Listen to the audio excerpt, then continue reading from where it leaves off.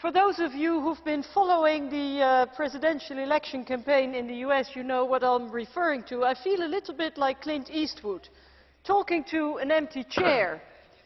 Because once again, the Council is absent. My colleagues have already outlined that this House will stick to the package approach, keeping the regulation and the directive together. But I would like to add one element, and that is that the directive for us is a precondition for further police and justice cooperation. And that is something that the Council should understand, because the Council too has wishes. It wants to proceed, as we do, in the area of police and justice cooperation.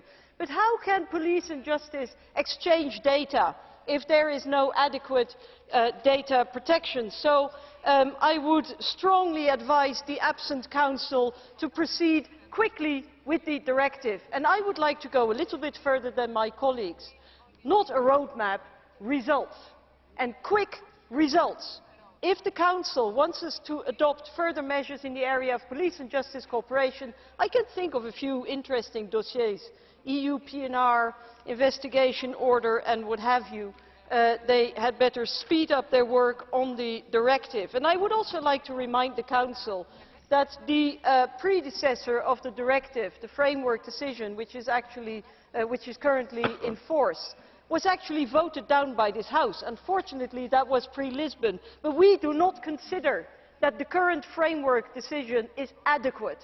So whatever the Council comes up with, it will have to be a good deal better than what is currently in force.